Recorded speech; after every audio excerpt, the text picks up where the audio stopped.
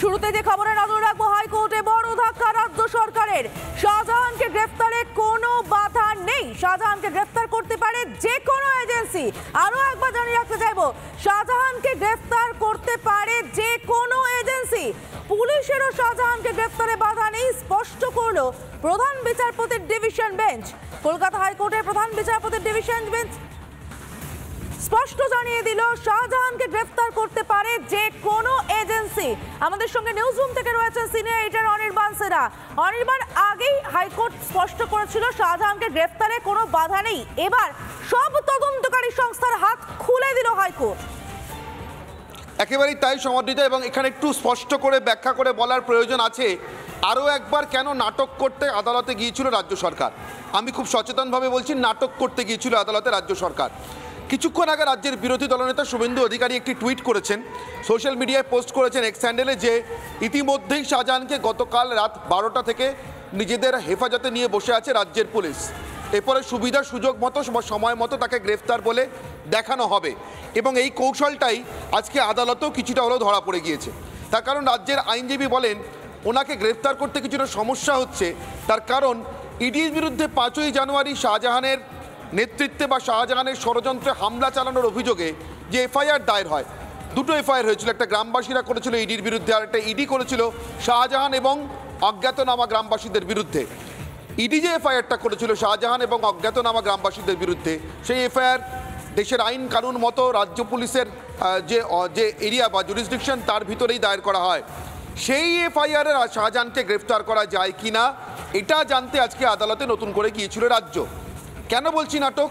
ইতিমধ্যে লোকের জমি হড়প করে নেওয়া থেকে শুরু করে মা বোনেদের সন্দেশখালিতে দিনের পর দিন ধর্ষণ বা গণধর্ষণ চালানোর মতো ভয়ঙ্কর এবং খুনের মতো ভয়ঙ্কর অভিযোগে অভিযুক্ত শাহজাহান, যার বিরুদ্ধে নতুন নতুন এফআইআর তৈরি হয়ে গিয়েছে, লঞ্চ হয়ে গিয়েছে। এই সমস্ত এফআইআর লঞ্চ হয়ে যাওয়ার পরেও শুধুমাত্র ইডির বিরুদ্ধে হামলা চালানোর এফআইআরটিতে তদন্ত করার অনুমতি চেয়ে এবং সেই তদন্তে শাহজাহানকে গ্রেফতার করবার অনুমতি চেয়ে আদালতে যাওয়ার একটাই উদ্দেশ্য ছিল।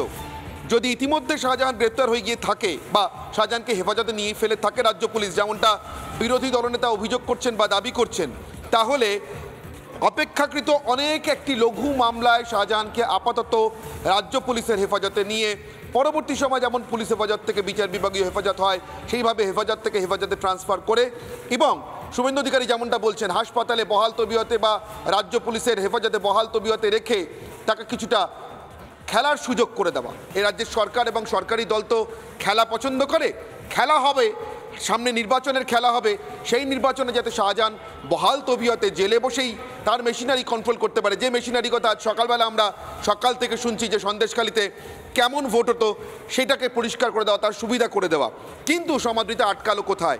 বিজেপি রাজ্য সভাপতি সুকান্ত মজুমদার আমার সঙ্গে টেলিফোন লাইনে রয়েছেন। সুকান্তবাবুকে অনুরোধ করবো একটু আমাদের সঙ্গে থাকতে। সুকান্তবাবু, রাজ্যবাসীর জন্য একটু স্পষ্ট করে দিই, রাজ্যের আইনজীবীকে এরপরে আদালত জিজ্ঞাসা করেন, বিচারপতি জিজ্ঞাসা করেন তাহলে কি শাহজাহানকে ইতিমধ্যে গ্রেফতার করে ফেলেছেন আপনারা? এখানে রাজ্যের আইনজীবীর যে উত্তরটা সেটা অত্যন্ত ইঙ্গিতপূর্ণ। তিনি বলেন গ্রেফতারি এখনো ঘোষণা হয়নি। রাজ্যের আইনজীবী কিন্তু কলকাতা হাইকোর্টে দাঁড়িয়ে বলেননি শাহজাহানকে গ্রেফতার করা হয়নি, তিনি বলেছেন গ্রেফতারি এখনো ঘোষণা করা হয়নি। তাহলে কি সত্যি শুভেন্দু অধিকারীর অভিযোগ মতো শাহজাহানকে হেফাজতে নিয়েছে রাজ্য পুলিশ, এবার সাজাচ্ছে কোন মামলায় তাকে গ্রেফতার বলে দেখানো হবে, এবং সেই কারণেই এই মামলায় গ্রেফতার দেখাতে চায় বলেই এই মামলায় গ্রেফতারির অনুমতি চাইবার জন্য হাইকোর্টে যাওয়া। মানে আসলে শাহজাহান ইতিমধ্যে হেফাজতে আছে, আপাতত সব থেকে লঘুতম ধারাটায় তাকে গ্রেফতার করবার জন্য এই অনুমতি নিতে কলকাতা হাইকোর্টে গিয়েছিল রাজ্য পুলিশ। সেই কৌশলটা বা সেই উদ্দেশ্যটা কিন্তু শেষমেশ ভেস্তে গিয়েছে। সিবিআই এর পক্ষ থেকে এবং ইডির পক্ষ থেকে আইনজীবীরা প্রবল আপত্তি জানান। Additional solicitor general MV Raju তিনি আপত্তি জানান। তিনি জানান পুলিশের হেফাজতে নিয়ে শাহজাহানের মামলা লঘু করে দেওয়া হবে। তখনই হাইকোর্ট স্পষ্ট করে দেয় শুধু রাজ্য পুলিশ নয়, এই মামলাগুলোতে যে কোনো এজেন্সি শাহজাহানকে গ্রেপ্তার করতে পারে, তার উপরে কোনো স্থগিতাদেশ নেই। অর্থাৎ গত পরশু বিকেলে স্থগিতাদেশের পর আবার নতুন করে যে নাটক করতেই রাজ্য গেছিল এবং লঘুতম ধারা দিয়ে শাহজাহানকে গ্রেপ্তারির নাটকের নতুন অঙ্ক রচনা করতে গেছিল, এটা স্পষ্ট। এবার আমি বিজেপি রাজ্য সভাপতি সুকান্ত মজুমদারের কাছে যাব। সুকান্তবাবু, আরও একটি কৌশল রাজ্য সরকারের ব্যর্থ হয়ে গেল। শাহজাহানকে গ্রেপ্তার এবার যে কেউ করতে পারে, সিবিআই, ইডি অথবা রাজ্য পুলিশ। সুকান্তবাবু, দেখুন, এই রাজ্য সরকার তো প্রথম থেকে শাহজাহানকে কোলের ছেলে করে রেখেছে এবং তারা নানা ধরনের অজুহাত দিয়ে শাহজাহানকে যাতে গ্রেপ্তার করা না হয় বা গ্রেপ্তার করতে না হয় তার চেষ্টা করে যাচ্ছিল। আদালত আরো একবার এই রাজ্য সরকারের গালে সপাটে আঘাত করেছে, চপেটাঘাত করেছে।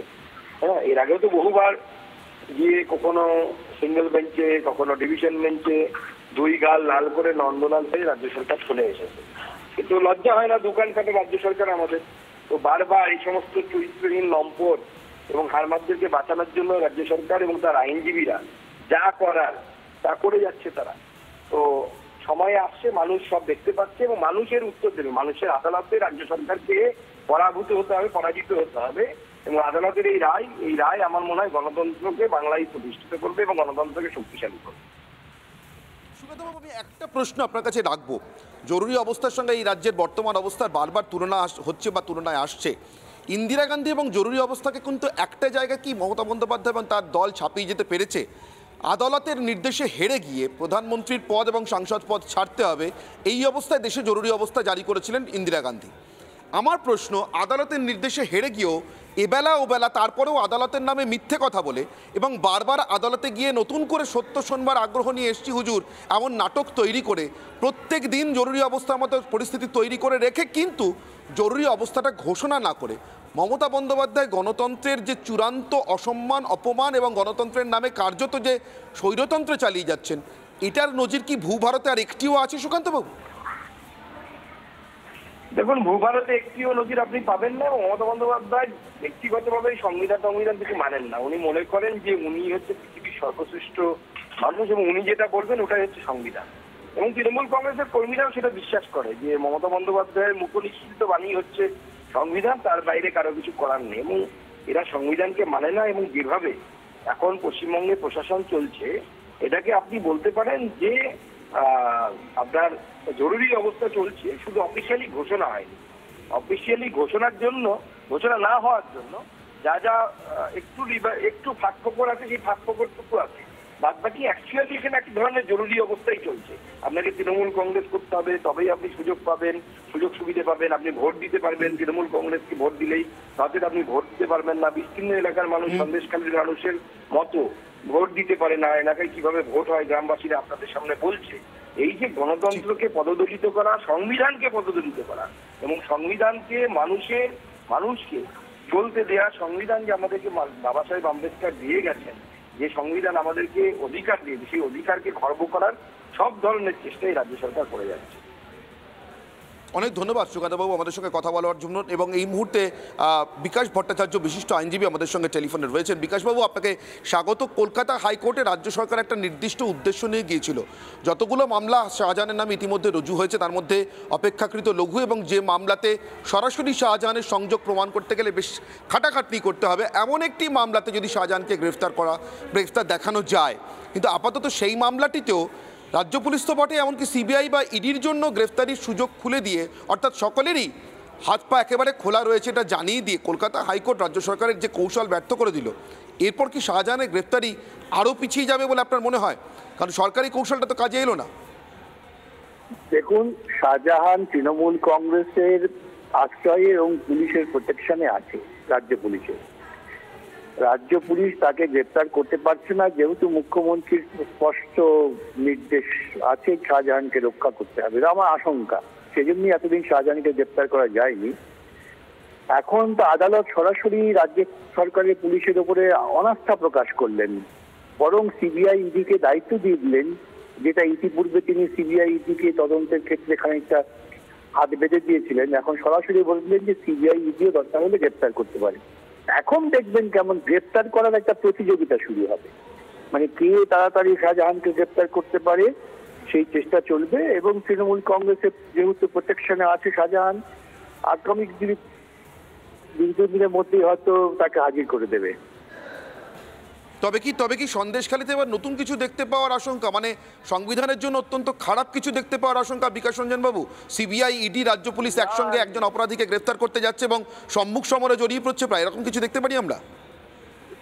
তা বোধহয় হবে না, কেন তা করেও লাভ নেই। মমতা চাইছেন রাষ্ট্রপতি শাসন, আর বিজেপিরও RSS চাইবেন না সেটা। তার কারণ ওরা দুজনের পারস্পরিক স্বার্থ বা ভারসাম্য বজায় রেখে চলছেন। তো এখন আদালতের কাছে নিজেদের যোগ্যতা প্রমাণের বা যোগ্যতা প্রমাণের জন্য হয়তো কয়েকদিনের মধ্যে তৃণমূল কংগ্রেসই শাহজাহানকে কোর্টে সারেন্ডার করিয়ে দেবে বলে আমার আশঙ্কা। অনেক ধন্যবাদ আমাদের সঙ্গে কথা বলবার জন্য এবং আপনার অভিমতের জন্য। বিকাশ রঞ্জন ভট্টাচার্য বিশিষ্ট আইনজীবী আমাদের সঙ্গে ছিলেন। সমাধিতে তুমি শুনলে কতগুলো সম্ভাবনার দরজা এই মুহূর্তে খুলে গিয়েছে। কলকাতা হাইকোর্টে রাজ্য সরকারের যাওয়া একটি নিরীহ মামলাটা নিরীহ বলবো না, একটি মামলায় নিরীহভাবে একটি প্রশ্নের উত্তর জানতে যাওয়ার জন্য যে হুজুর অমুক মামলাটায় কি শাহজাহানকে গ্রেফতার করতে পারি, এবং তখন প্রশ্ন করাতে কিন্তু রাজ্যের আইনজীবী বলেছেন শাহজাহানকে গ্রেফতার ঘোষণা করা হয়নি। এখানেই আমার এই আশঙ্কাটাও দৃঢ় হচ্ছে সমাদৃতা। তবে কি শুভেন্দু অধিকারী সোশ্যাল মিডিয়া অত্যন্ত ভাবনা চিন্তা করে তিনি পোস্ট করেছেন নিশ্চয়ই যে ইতিমধ্যেই শাহজাহান রাজ্যের হেফাজতে, রাজ্য পুলিশের হেফাজতে আছে, এই অভিযোগটা সত্যি। ধন্যবাদ অনির্বাণ। দর্শকদের আরো একবার জানিয়ে রাখতে চাইবো, যেরকমটা অনির্বাণ এক্ষুনি বললো আপনাদেরকে, যে একসঙ্গে কিন্তু অনেকগুলো দরজা খুলে গেল হাইকোর্টের আজকের ঘটনায়। হাইকোর্টের রাজ্য সরকারের নিঃসন্দেহে বড় ধাক্কা। শাহজাহানকে গ্রেফতারে যে কোনো বাধা নেই সে কথা আগেই জানিয়েছিল হাইকোর্ট, এবার জানিয়ে দিল যে কোনো এজেন্সি গ্রেফতার করতে পারে। আমরা শুনে নেব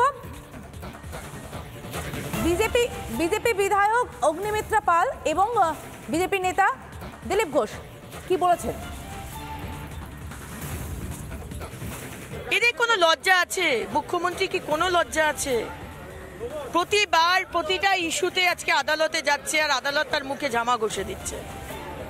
বিভিন্ন বিচারপতি, এক বিচারপতি নয়, বিভিন্ন আদালতের এজলাস, কিন্তু সেখানে তারা মুখ থুবড়ে পড়ছে, কিন্তু তারপরেও তাদের কোনো লজ্জা নেই, তারা যাচ্ছে। পুলিশের হাত কে বেঁধে রেখেছে? মুখ্যমন্ত্রী, পুলিশ মন্ত্রী বেঁধে রেখেছেন। বারবার কোর্টের কথা বলা হচ্ছে, কোর্টই নির্দেশ দিয়েছে ইডিকে তার বিরুদ্ধে তদন্ত করতে, তার জিজ্ঞাসাবাদ করতে, তাকে কোর্টের সামনে হাজির করতে, কিন্তু পুলিশ বলছে আমাকে বলেনি। পুলিশ কি কানা বোবা হয়ে গেছে আজকাল? বুঝতে পারছে না। বারবার কোর্টকে সামনে নিয়ে আসা হচ্ছে বাঁচার জন্য। কোর্ট কাছারি আর করে টিএমসি বাঁচতে পারবে না। আরও একবার কোর্টের শুনানি প্রসঙ্গে আপনাদের জানিয়ে রাখতে চাইবো, যেরকমটা অনির্বাণ একটু আগেই বলছিল, যে যখন রাজ্যকে প্রশ্ন করা হয় যে কেন গ্রেফতার করা হচ্ছে না, কোথায় আছে, তাহলে কি আপনারা জানেন রাজ্য বলেন নির্দেশে কারেকশনের প্রয়োজন, দুটি মামলায় যুক্ত করতে হবে, এবং তখনই প্রধান বিচারপতি বলেন তার মানে আপনি জানেন উনি কোথায়। রাজ্য বলেন না সেটা নয়, এখনো গ্রেফতার ঘোষণা হয়নি, অর্থাৎ কোথাও গ্রেফতার ঘোষণা হয়নি বলেছে রাজ্যের তরফ থেকে, বলা হয়নি যে গ্রেফতার হয়নি। এবং এখানেই প্রশ্ন, তাহলে কি শুভেন্দু অধিকারীর টুইটটা সত্যি কি পুলিশের হেফাজতেই রয়েছে শেখ শাহজাহান? আইএসএফ বিধায়ক নওশাদ সিদ্দিকী তিনি কি বলছেন শুনে নেব। দেখবো, অপেক্ষায় আছি যে সেন্ট্রাল ফোর্সকে দিয়ে অ্যারেস্ট করা হয় কি রেস্টেড ফোর্স অ্যারেস্ট করে, সেটা দেখার বিষয়। তবে একটা কথা আমি ভুলে যাচ্ছি না, বলতে আমি বাধ্য হচ্ছে আর বলবো, সন্দেশখালির দিকে ফোকাসটা রেখে কালীঘাটের কাকুর যে ভয়েস টেস্ট হয়েছিল তার রিপোর্টটা কি হলো, ওই কেসটা কতদূর প্রোগ্রেস হচ্ছে আমাদেরকে ভুলিয়ে দেওয়া হচ্ছে না তো? তাহলে আপনি কি বলছেন সন্দেশখালীকে সামনে রেখে শুধুমাত্র সন্দেশখালীতে ফোকাসটা নয়, সন্দেশখালীর মা বোনেদের সাথে আছি, যাদের অন্যায় অত্যাচার হয়েছে তাদের পাশে যেমন আছি, ঠিক একইভাবে যাদের চাকরি চুরি গিয়েছে সেই বোন সেই ভাইদের পাশে আমাদেরকে থাকতে হবে। সেটা কোনো রকমভাবে না আমাদেরকে ভুলিয়ে দেয়, সেটা আমাদের মাথায় রাখতে হবে।